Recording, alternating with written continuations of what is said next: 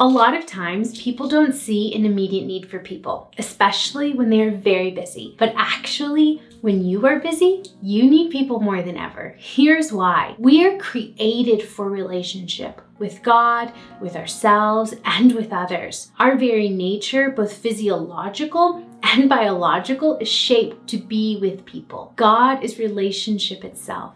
And as we've all heard before, God is love. We see this in the Holy Trinity. Jesus came and said, Father, which signified relationship. I have moved many times over international borders, and it doesn't matter how cool the places are, without relationships, friends that become like family, the place loses all color for me. I feel deeply that I was created for community. Dr. Bruce Perry, in the book he co-authored with Oprah Winfrey, talks of belonging. Here's his quote. Yes, belonging and being loved are core to the human experience. We are a social species.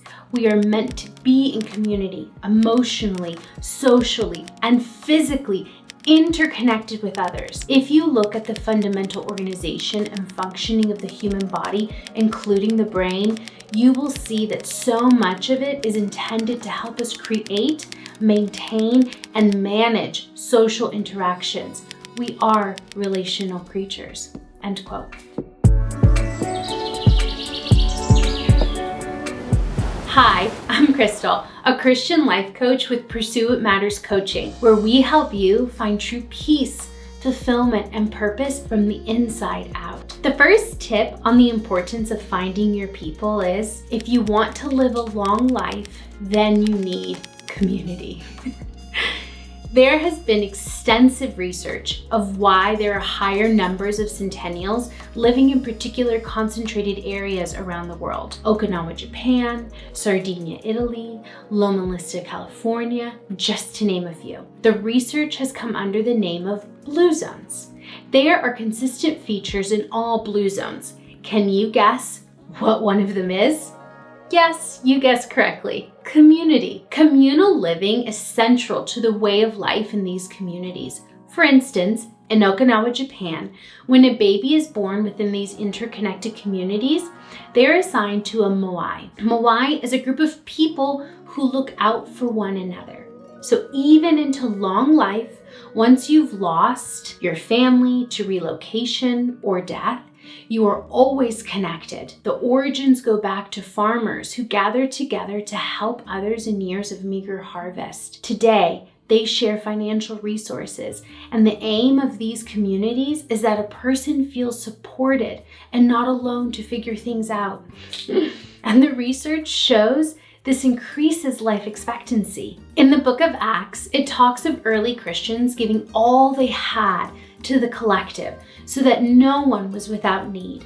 This is not necessarily a common practice we see within our faith communities today, but I would love to see a day when this is a common and known practice within our modern churches and faith communities. Moving on to the next tip, and that is, we are created for belonging. Sociologists have witnessed a phenomenon where people are moving away from bowling clubs, knitting gatherings, and Wednesday night Bible study, and have moved these social clubs online. But it looks more like getting sucked into the social media vortex of TikTok, Instagram, and Facebook, just to name a few. And that's a superficial connection in the long run. This has caused a crisis of mental health, anxiety, loneliness, because people are only getting the appearance of community and not the real thing. People used to be able to share the ups and downs of life with others on a regular basis, and this has now disappeared from our society. This has caused waves of isolation and loneliness. So many people are turning to therapists for help, and this is only if they're aware enough to know they need to be known in a safe way. I love my profession, to be a professional listener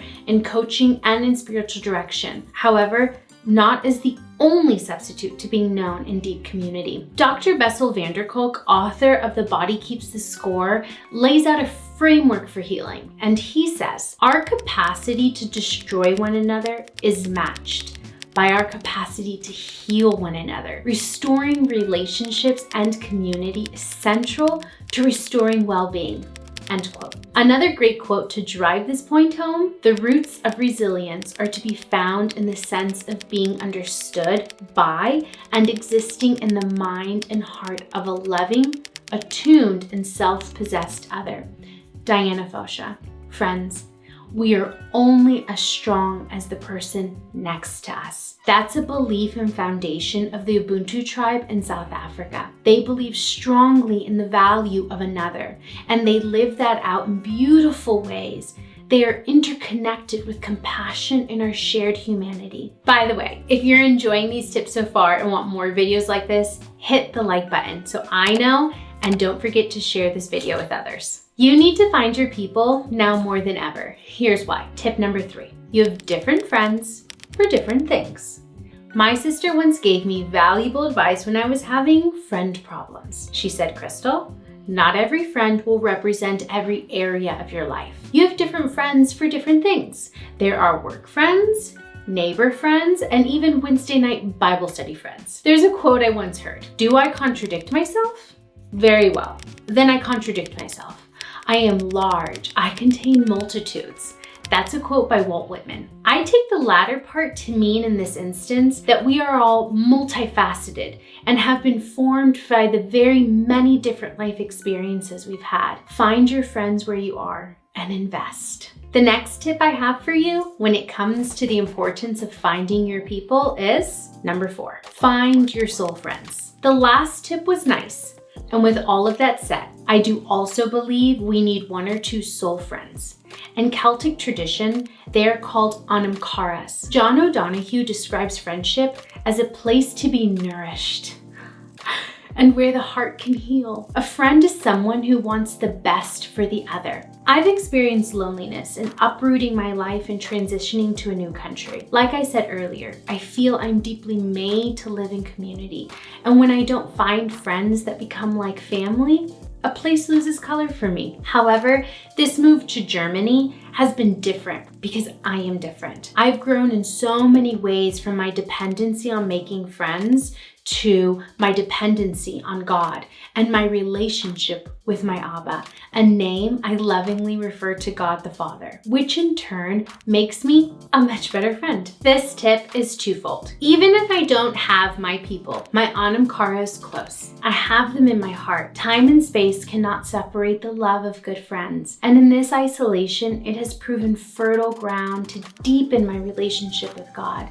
And I trust in time, whether here in my new home or in another, that we all, whether extrovert or introvert, need deep connection with just a few. We're not made to have many close or even superficial friends.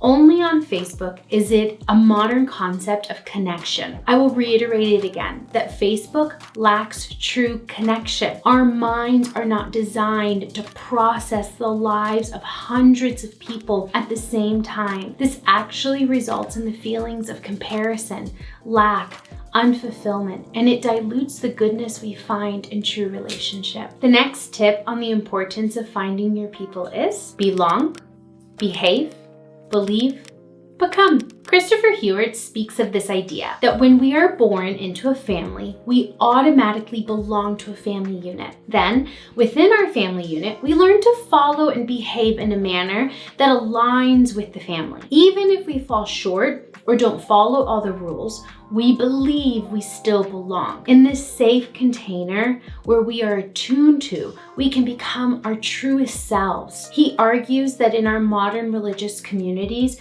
we expect belief to be the entry point into community, and that leads to belonging. But this reminds me of a story by Victor Hugo, by Les Miserables. There is a famous part with the Archbishop and Jean Valjean.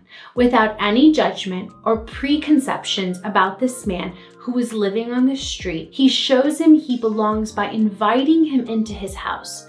Valjean repays his host's hospitality by stealing his silver. He behaves wrongly and betrayed the kindness and hospitality of his host, the Archbishop. When the police bring him back, the bishop protects his thieving guests by pretending that the silver is a gift. The Archbishop gives Valjean a window into believing he could be reformed. And from this deep place of belonging, Valjean begins to change. Think how differently our communities could be if we began with belonging, being wholly accepted as you are, instead of needing to conform your behavior before you can be accepted. I feel like this is the single most important thing in our world today, not global warming or any other political conversation. As humans, we find ourselves from time to time in relational upheaval, job transition, or stagnation.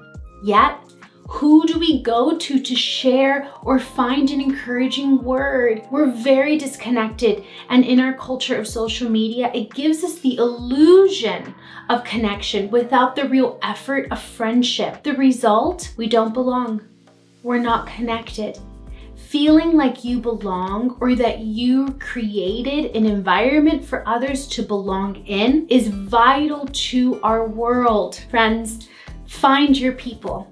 People that you don't have to prove yourself to or that you have to change for, but that you can be in their presence. And within their encouraging presence, you become better and they become better.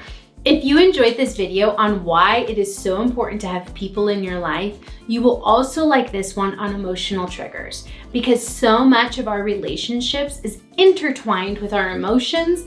And in this video, I break down 5 myths about how your emotions are keeping you stuck. Thanks for watching, and remember, keep pursuing what matters.